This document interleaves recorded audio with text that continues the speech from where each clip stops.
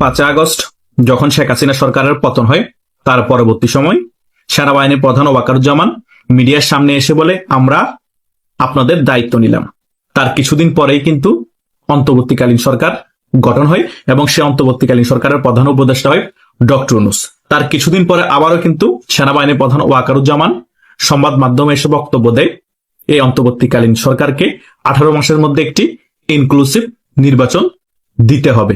18 মাস পর্যন্ত এই অন্তর্বর্তীকালীন সরকারের পিছিয়ে আমরা আছি। ডক্টর ইউনূস কিন্তু সেনাবাহিনীর প্রধান ওয়াকারুজ্জামানের সে কথা মতোই 18 মাসের ভিতরে তফসিল ঘোষণা করেছে নির্বাচনের, এবং 12 ফেব্রুয়ারি নির্বাচন হবে।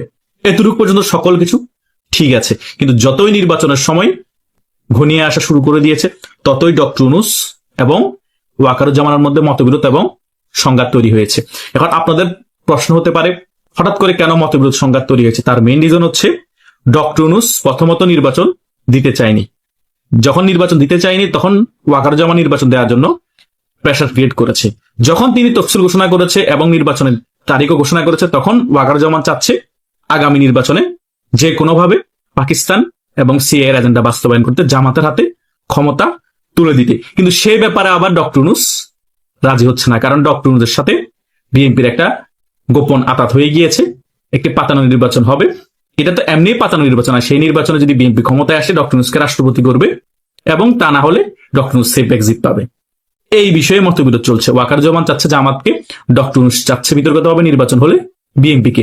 এমনি নর্মাল অবস্থায় ডক্টর ইউনূস না চাইলেও বিএনপি ক্ষমতায় আসবে, কারণ এই পাতানো নির্বাচনে বিএনপি ছাড়া আর কোনো দল নাই বিএনপির কাছাকাছি যোগ্যতা সম্পূর্ণভাবে বিএনপির সাথে ভোটে লড়াই করতে পারবে, এমন কেউ নেই। তাই ডক্টর ইউনূসের চাওয়াটা না চাওয়া একই কথা, কারণ ডক্টর ইউনূস সেফ এক্সিট নিতে পারলে খারাপ কোথায়, আবার এইদিকে রাষ্ট্রপতি হতে পারলো খারাপ কোথায়। কিন্তু ওয়াকারুজ্জামান মেইন ফোকাস হচ্ছে জামাতকে ক্ষমতায় আনা।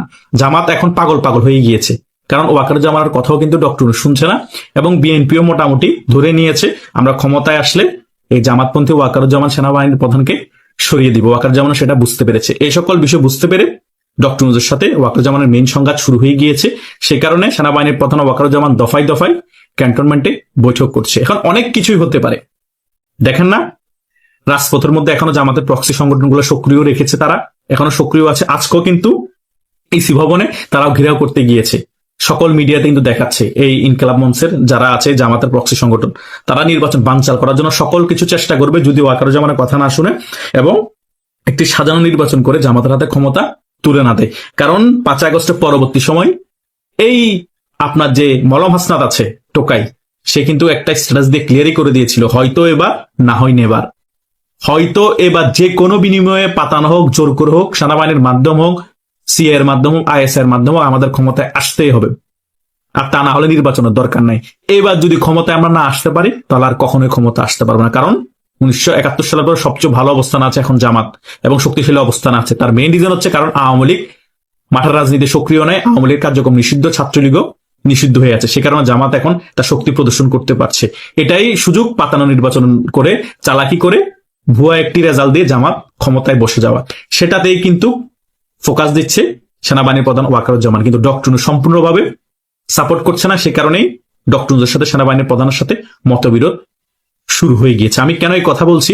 কারণ সাধারণ মানুষ আমরা যারা আছি, তারা এত গুরুত্ব নিয়ে জামাতের আমিরকে এত সুন্দর করে সম্মান করে কথা বলি না। আমরা বলি জামাতের আমির ডাক্তার শফিকুর রহমান, এভাবে একটা নর্মাল ভাবে কথা বলি। কিন্তু সেনাবাহিনীর প্রধানের মতো লোক, জামাতের লোকেরা যেভাবে ডাক্তার শফিকুর রহমানকে সম্মান করে আমিরে জামাত বলে, সেনাবাহিনীর প্রধানও কিন্তু বিভিন্ন বক্তব্যতে এভাবে সম্মান করে সম্বোধন করে জামাতের আমিরকে, বলে আমিরে জামাত, মানে সম্পূর্ণরূপে জামাত ঘেঁষা আমাদের সেনাবাহিনীর প্রধান ওয়াকারুজ্জামান। মানে জামাত কতটুকু পর্যায়ে তাদের লোককে সেট আপ করে ফেলেছে চিন্তা করুন। ওই সেট আপটা না থাকলে কিন্তু শেখ হাসিনা সরকারেরও পতন সম্ভব হতো না। সেনাবাহিনীর প্রধানের পর্যায়ে সেট আপটা করে ফেলেছে, বিভিন্ন চিকিৎসা খাতে সেট আপটা করে ফেলেছে, শিক্ষা খাতে তো সেট আপ অলরেডি তারা পুরা বাংলাদেশের মধ্যে নিয়ন্ত্রণ নিয়ে নিয়েছে। যতগুলো ভালো ইউনিভার্সিটি আছে এবং কলেজ আছে, কোন জায়গায় বিএনপির খানা নাই। আর ছাত্রলীগ থাকলেও তারা চুপ হয়ে আছে, কারণ তারা এখন নিষিদ্ধ সংগঠন হিসেবে আছে সেই কারণে। কিন্তু জামাত যেটা করতে যাচ্ছে সেটা হচ্ছে প্রথমবারের মতো বাংলাদেশে ক্ষমতায় আসছে। সে কারণে তারা নির্বাচন হলে ক্ষমতায় আসতে হবে, তা না হলে নির্বাচন বানচাল করে ফেলবো। ওয়াকারুজ্জামান সেজন্য নির্বাচনের আগে বারবার প্রেসার দিচ্ছে বিতর্কিতভাবে ডক্টর ইউনূসকে, কিন্তু ডক্টর ইউনূস সম্পূর্ণভাবে সে বিষয়ে রাজি হচ্ছে না। এখন বিএনপি কি স্টেপ নেবে সেটা হচ্ছে দেখার বিষয়। বিএনপি চুপচাপ হয়ে বসে আছে, সকল কিছু অবজার্ভ করছে। বিএনপি চাচ্ছে যে আমি চুপচাপ থেকে কোনো ভেজাল টাজাল না করে কোন রকম 12 ফেব্রুয়ারি পর্যন্ত নিয়ে যায় নির্বাচনটা হাসিল করে নি। কারণ বিএনপি ভালো করে জানে 12 ফেব্রুয়ারি যদি কোনো মতে নির্বাচনটা হয়, মারামারি বলেন, পিটাপিটি বলেন, যা হয় না কেন, কোনোভাবে বিএনপি দেশ শাসন নিয়ে নিবে বা পেয়ে যাবে। এটাই হচ্ছে বিএনপির মেইন এজেন্ডা। তাদের মেইন এজেন্ডা হচ্ছে 19 বছর ক্ষমতায় নেই, এখন পাতানো নির্বাচন হোক, কেউ স্বীকৃতি দেখ আর না দেখ, কোন রকম একবার ক্ষমতায় বসিরে ভাই। কারণ ক্ষমতায় স্বাদ পায় না অনেক বছর, এরপরে 2 বছর পর, 1 বছর পর, 6 মাস পর পতন হয়ে যায়, কোনো সমস্যা নাই। আবার দরকার অন্তর্বর্তীকালীন সরকার আরেকটা গঠন হবে বা তত্ত্বাবধায়ক সরকার একটা গঠন হবে, সেই নির্বাচনে আওয়ামী লীগও থাকবে, তখন একটা ফেয়ার ইলেকশন হবে। অন্তত 2 বছর চেটে কুটে খেতে পারবো, 2 বছর পকেট চাঙ্গা করতে পারবো, ক্ষমতার মজা নিতে পারবো, আবার একটু মন্ত্রী হতে পারবো, সেটার একটু খায়েশটা মিটিয়ে নি। এই কারণে বিএনপি ওই দিকে আছে। কিন্তু এইদিকে যে ডক্টর নুজার জামাতের মধ্যে একটা খেলা চলতেছে, ডক্টর নুজার সেনাবাহিনীর প্রধানের মধ্যে একটা সংঘাত চলতেছে, বিএনপি বুঝেও না বুঝার ভান করে আছে। বিএনপি এটাও জানে যে আওয়ামী লীগ ছাড়া বাংলাদেশে 2বার নির্বাচন হয়েছিল, সেই নির্বাচনগুলা বেশি দিন স্থায়িত্ব থাকে না। 1988 সালে সামরিক শাসক এরশাদের আমলে একটি নির্বাচন হয়েছিল, সে নির্বাচনে আওয়ামী লীগ অংশগ্রহণ করে নাই, 2 বছরের মাথায় কিন্তু এরশাদের পতন হয়ে যায়। সেম 1996 সালে কিন্তু খালেদা জিয়ার একটি আওয়ামী লীগ ছাড়া পাতানো নির্বাচন করেছিল, 15 দিনের মাথায় কিন্তু সে সরকারের পতন হয়ে যায়। বিএনপি ইতিহাস জানে, সকল কিছু বুঝে, তারপরও 19 বছর ক্ষমতায় নাই। তো এই যে বললাম, কিছুজন মন্ত্রী হতে চায়, কিছু টাকা কামাতে চায় 2 বছরে, কামিয়ে তারপর আবার একটা তত্ত্বাবধায়ক সরকার নির্বাচন হোক। সে কারণে ওয়াকারুজ্জামান ডক্টর নুজার সংঘাত নিয়ে এত মাথা ঘামানোর দরকার নাই। সংঘাত চলতে থাকুক, জামাত নির্বাচন বানচাল করার চেষ্টা করুক, এগুলো করতে করতে 12 ফেব্রুয়ারি চলে আসুক, কোনোভাবে একটা নির্বাচন হোক, আমরা ক্ষমতায় বসি। আর ডক্টর নুজার যাচ্ছে কোনোভাবে এখন একটি নির্বাচন হোক, আমাকে রাষ্ট্রপতি করবে বলছে, রাষ্ট্রপতি হলে হবে, না হলে সেফ এক্সিট নিয়ে শেষ বয়স আর কয়েকদিন বাঁচবো, বিদেশ চলে যাবো, আমার আশেপাশে যেগুলো আছে ওগুলারও সেভ করে নিয়ে যাবো। এটাই চলতেছে ডক্টর নুজার মাথায়। কারণ ডক্টর নুজার কোনো ওয়ে নাই তোর ভাই, আর কি কোনো রাস্তা আছে? কিন্তু ওয়াকারুজ্জামানের কাছে কোনো রাস্তা নাই। বিএনপি ক্ষমতা আসলে ওয়াকারুজ্জামানকে সরিয়ে দিবে। তাই ওয়াকারুজ্জামান টিকে থাকতে হলে এবং জামাতকে টিকিয়ে রাখতে হলে জামাতের ক্ষমতা আসা অতীব জরুরি হয়ে গিয়েছে। তা না হলে জামাত ক্ষমতায় যদি এবারও না আসতে পারে, বাংলাদেশ আর কখনো ক্ষমতায় আসতে পারবে না। বিএনপি যদি এবার ক্ষমতায় আসে, যতই ভাই ভাই নির্বাচন হোক, বিএনপি এবার আর জামাতকে স্পেস দিবে না। আগে বড় আবার আওয়ামী লীগ ক্ষমতা আসলে জামাত তো নিশ্চিন্ন হয়ে যাবে। তাই জামাতের টিকে থাকার জন্য, শক্তিশালী হয়ে শক্তি প্রদর্শন করার জন্য এবং বাংলাদেশের রাজনীতিতে একটি শক্তিশালী দল হিসেবে আবির্ভূত হওয়ার জন্য জামাতের এবার ক্ষমতায় আসা অতীব জরুরি হয়ে গিয়েছে। এখন দেখা যাক ডক্টর ইউনূস এবং সেনাবাহিনীর প্রধান ওয়াকারুজ্জামানের সংঘাত কোন পর্যায়ে যায় এবং জামাত কি আদৌ তাদের স্বার্থ হাসিল করতে পারে। স্বার্থ হাসিল যদি করতে না পারে, তারা কি নির্বাচন বানচাল করবে এবং বিএনপির কি পদক্ষেপ হবে নির্বাচনের আগের সময়গুলোতে, অনেক কিছু দেখার বিষয় আছে। কারণ মেইন খেলা শুরু হবে 20 জানুয়ারির পর থেকে। তাই আপনারা আরো কিছুদিন অপেক্ষা করুন, দেখতে থাকুন আগে আগে হোতা একা। ভারত বলে বাংলাদেশের মিডিয়া এখন গরম। অবশ্যই এই নিউজটি আমি ভারতের কোনো মিডিয়াতে এখনো দেখি নাই, মানে যে মিডিয়াগুলো দেখা হয় বিশেষ করে সেই মিডিয়াগুলো এখনো দেখিনি। কিন্তু বাংলাদেশের অধিকাংশ মিডিয়াগুলোতে দেখলাম দর্শক অনেক আগ্রহের সাথে এটা প্রচার করছে। ভারত স্যাটেলাইট উৎক্ষেপণ করেছিল মহাকাশে, গোয়েন্দা স্যাটেলাইট মনে হয়, গোয়েন্দা তৎপর স্যাটেলাইট উৎক্ষেপণ করেছিল, কিন্তু সেই স্যাটেলাইট ব্যর্থ হয়েছে। মানে সেই স্যাটেলাইটের মানে যে কারণে যে উদ্দেশ্যে পাঠানো হয়েছিল সেই ফাংশন তারা করতে পারে নাই। মানে উল্টা 16টি মানে স্যাটেলাইট একেবারে নিখোঁজ হয়ে গিয়েছে। এটা নিয়ে বাংলাদেশের ব্যর্থ, বছরে 2026 সালের শুরুতেই ব্যর্থ ভারতের মিশন, স্যাটেলাইট উৎক্ষেপণ, মুখ থুবড়ে পড়লো ভারত। মানে এই সব মনে করেন থাম্বনেইল ব্যবহার করে মনে করে ভারতের প্রশংসা করা হচ্ছে। আমি কথা ইংরেজিতে একটা কথা আছে, failure is the pillar of success. দেখবেন আমি একসময় একটা ট্রেনার ছিলাম একটা বিশেষ গোষ্ঠীর, একটা ট্রেনিংয়ে বলতাম যে আমরা যে পড়ি failure is the pillar of success, ব্যর্থতা সফলতার চাবিকাঠি।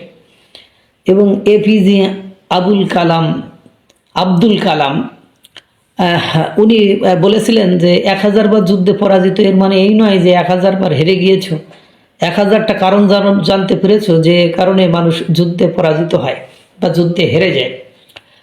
তো এরকম যে সকল মানুষ কিছুই করতে পারে না সেই সকল মানুষ অন্যের সমালোচনা করে। এই যে ভারত মানে উৎক্ষেপণ করেছে, তারা মনে করেন ব্যর্থ হয়েছে। আমি ধরে নিলাম, আমি এখন এক্স্যাক্টলি বাংলাদেশের মিডিয়া থেকে যেগুলো দেখছি সেগুলোই বলছে, যে ধরলাম ওরা ব্যর্থ হয়েছে, কিন্তু ওরা তো একটা কাজের প্রসিড করেছে, ওই পর্যন্ত তো পৌঁছেছে। ওখানে যে কারণে মানে তাদের মিশনটা মানে আনসাকসেসফুল হয়ে গেল, তো ফেইলিউর হলো, ফেইল করলো, সেই কারণটা ফাইন্ড আউট করে, সেই কারণটা শর্ট আউট করে, সেই কারণটা সলভ করে, বা সেই প্রবলেমটা সলভ করে সলিউশন করে এবার যখন উৎক্ষেপণ পাঠাবে বা স্যাটেলাইট উৎক্ষেপণ করবে, তখন তো তারা সাকসেস হয়ে যাবে।